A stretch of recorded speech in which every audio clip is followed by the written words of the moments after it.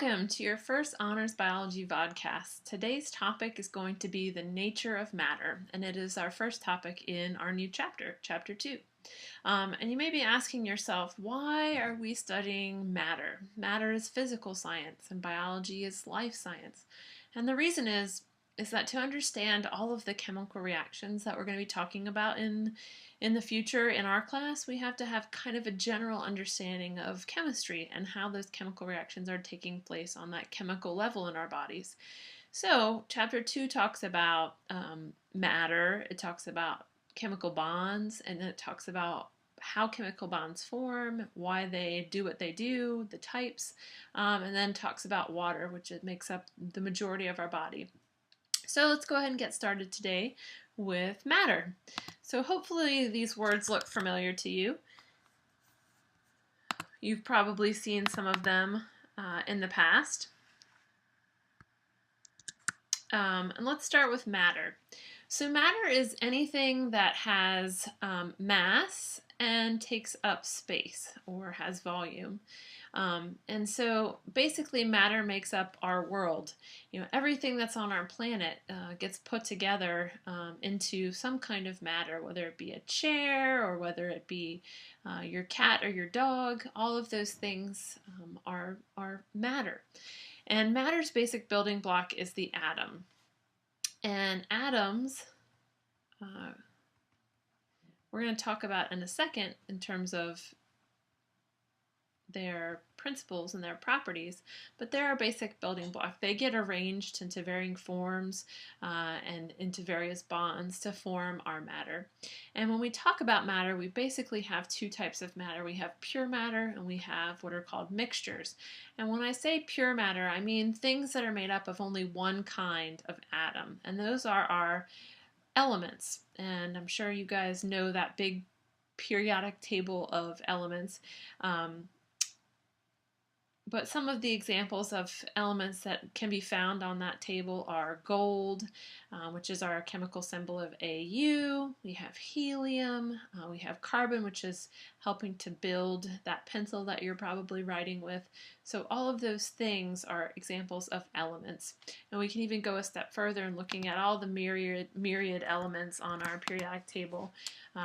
When we look at the periodic table, we see a broad range of things that we encounter on a daily basis, from hydrogen to oxygen to iron to sulfur to Na, which is sodium, being put together with Cl, which would be our chlorine. So all of those things are examples of elements, things that are made up of one kind of atom, and that get arranged together to form all of our different matter. So in terms of biology, in terms of life, we have a big four, and the big four are carbon, so that's the first one, and we are considered carbon-based life forms, and that is why, is that carbon makes up a big portion of our, let me go ahead and change that, and let me write that in red so that you can see it better. So we have carbon, which gets the abbreviation C. We have nitrogen, which gets the abbreviation N. We have oxygen, which gets the abbreviation O on our periodic table, and then we have hydrogen. So those are the big four that get combined, and we find in the highest percentages, 96 to be exact, in living things.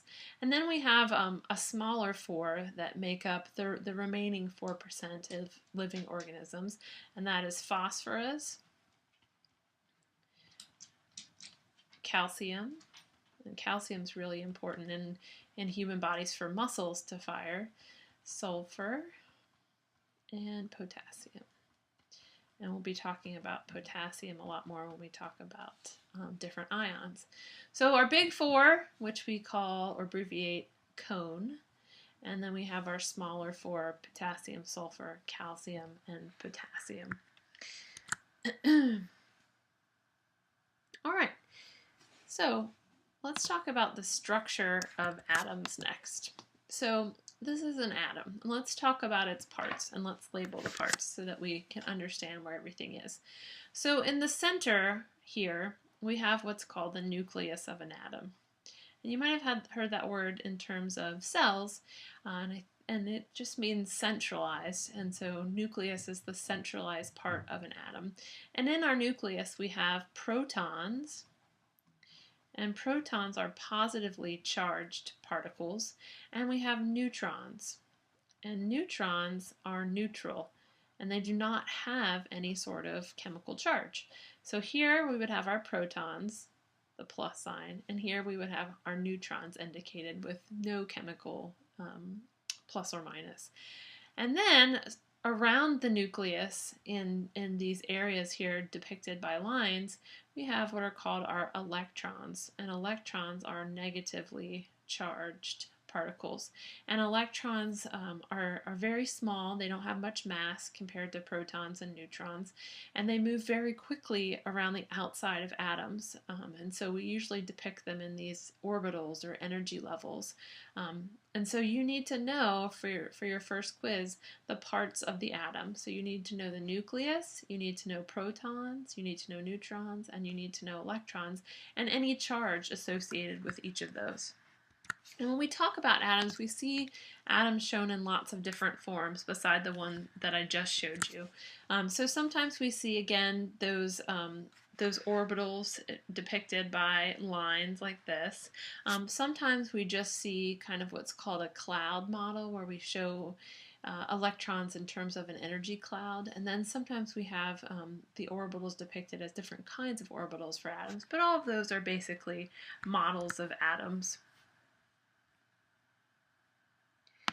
So when we talk about atoms, we said that electrons are found in different orbitals or energy shells, and electrons get filled into those shells in different ways.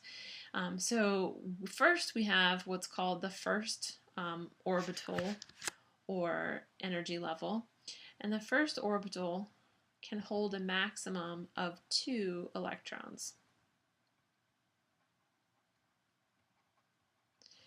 And it can hold less. You can have atoms that have 1 electron, like hydrogen, but the most that it can hold is 2.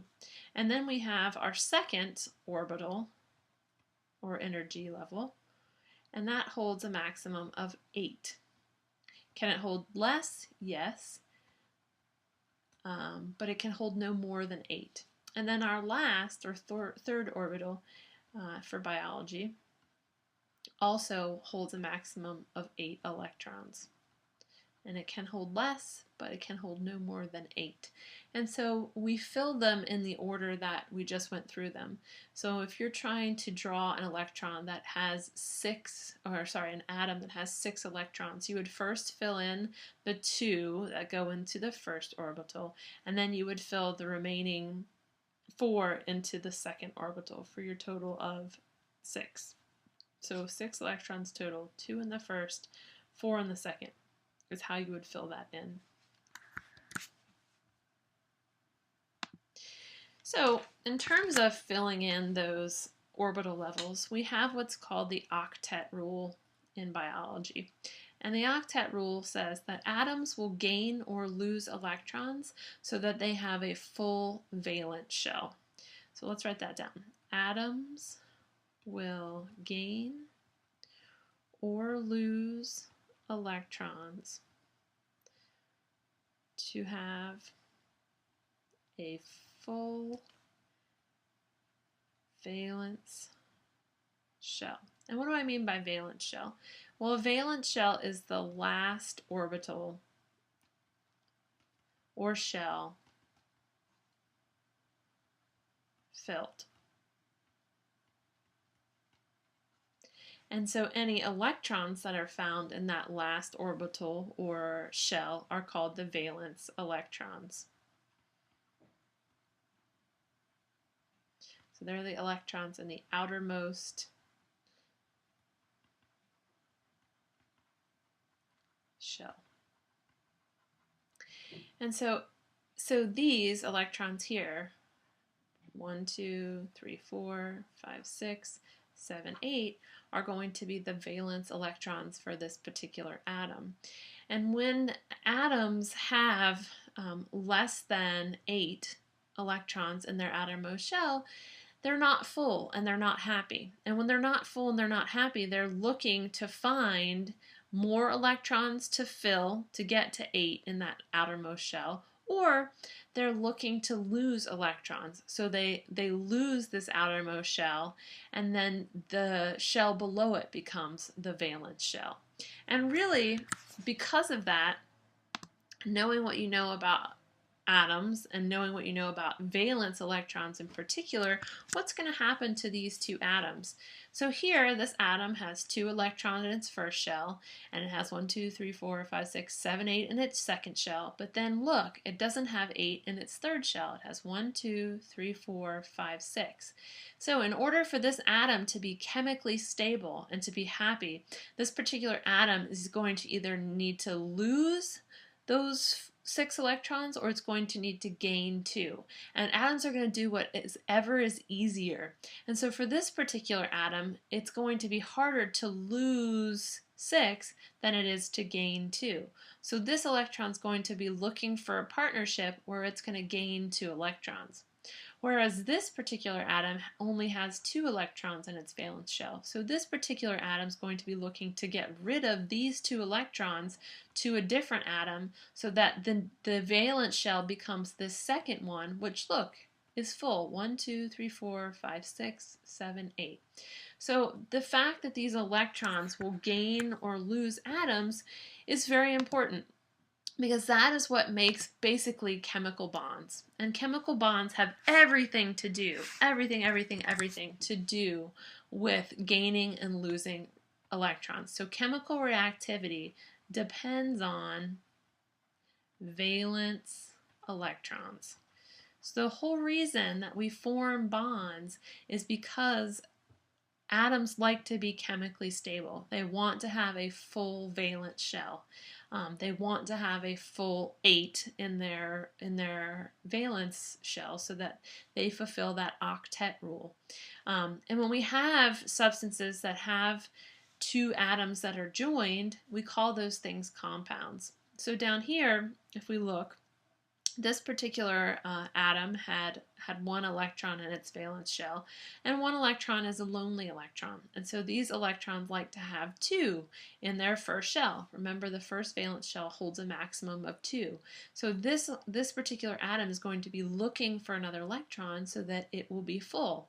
And the way it manages to obtain that is by sharing an electron from an adjacent atom. For example, this would be hydrogen, because hydrogen only has 1 electron. And so those 2 hydrogens will spend some time around this hydrogen and then some time around this hydrogen, basically in effect giving both atoms a full valence shell at some point in time. So completing that first valence shell to have 2 electrons.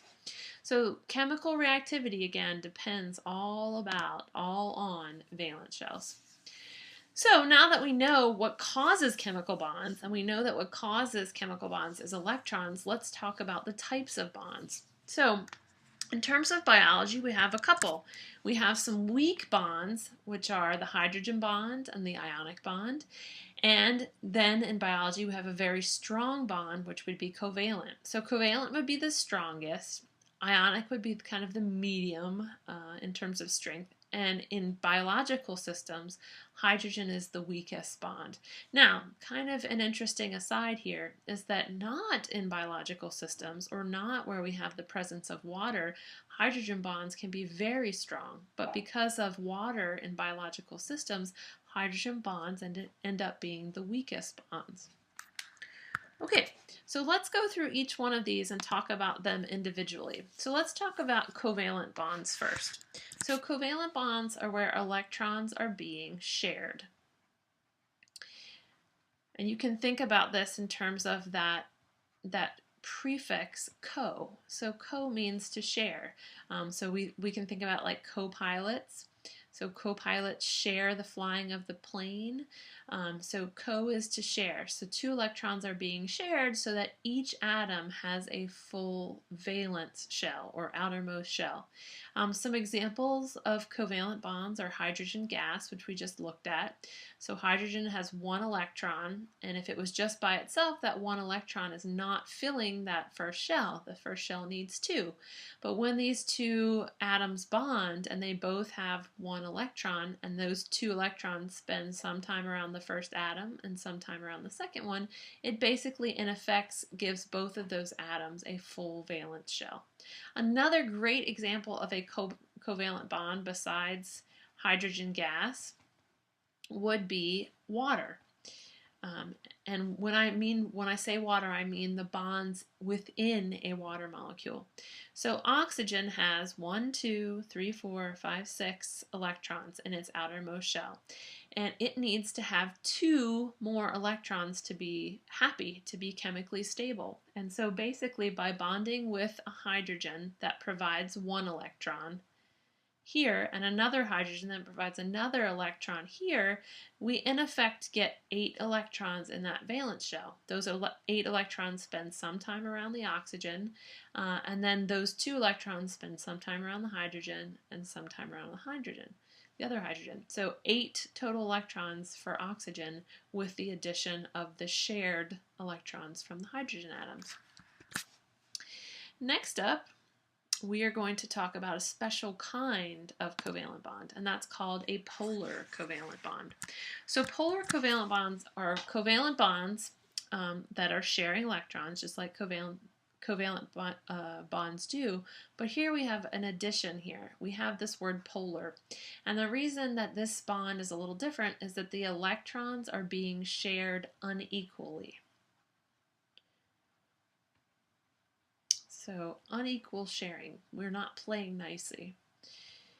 And a great example of a polar covalent bond is water. So we talked just a second ago about how water is covalent. The oxygen is sharing the electrons from the hydrogen atoms. But what happens is oxygen is bigger, and oxygen is what's called electronegative, and that means that he really likes being negative. He really likes to hog the electrons, and so what happens is those 2 electrons from the hydrogen atoms end up spending way more time around the oxygen than they do around their hydrogens that they originally came from. And what happens when oxygen hogs those electrons and holds on to them for more of the time is that he becomes slightly negative because he's holding on to a negative particle for longer, and the hydrogen atoms become slightly positive, both of them, because they are losing that negative particle for a longer amount of time. So that gives this molecule, this water molecule, poles. It makes the oxygen end of the water molecule negative, and it makes the hydrogen end of the water molecule positive. So we get these 2 different poles on our molecule. And because of those poles, water has a ton of really interesting properties, which we're going to talk about next time. And it all comes back to this idea of polar covalent bonds, or not sharing electrons equally. So remember that when we talk about water. Next up, we have ionic bonds. And ionic bonds are where we are gaining or losing an electron. Gaining or losing electrons. And remember, we talked about atoms are going to do whatever comes easier. So for example, when we look at sodium here, sodium has a full first shell. It's got 2 in its first shell, and it's got a full second shell. It's got 8 in its second shell. But then look at its third shell. It has 1 lonely electron.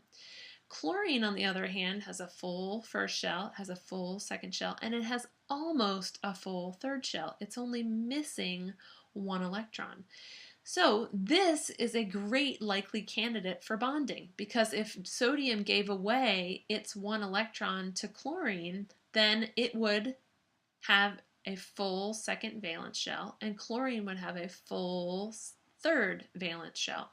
So that's what's happening here. And when sodium loses that electron, it becomes positive because now it has an unequal balance of its protons in the middle and its electrons. Chlorine, on the other hand, because it's gaining a negative particle and it now has one more negative particle than positive, becomes negative. And so these two atoms are held together now because of those charges that were created by the gaining or the loss of electrons. And so this is table salt, NaCl. And the reason that table salt stays together is opposites attracting, is the fact that when we lose an electron and an atom subsequently gains that electron, that creates charges, and positives and negatives attract. All right, and the last type of bond is a hydrogen bond, and a hydrogen bond is a weak attraction, so it's very weak, between polar molecules.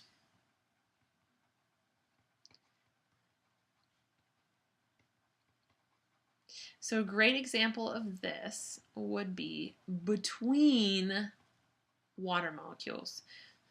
So not in the water molecule itself, but between two water molecules, we have this weak attraction. So remember how I told you that a polar covalent bond is what's keeping this oxygen together with these two hydrogens to make our Mickey Mouse. But when that happens and the electrons in there are being shared unequally, we start to see a negative pole on the oxygen end and a positive pole on the hydrogen.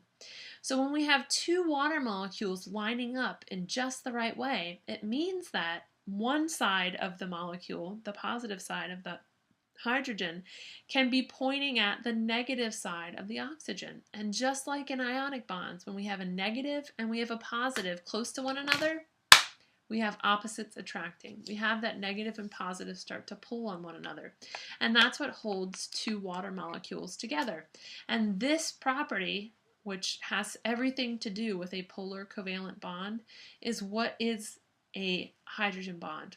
And hydrogen bonds are basically why water can stick to itself and stick to other things. So hydrogen bonds are really important in terms of biology.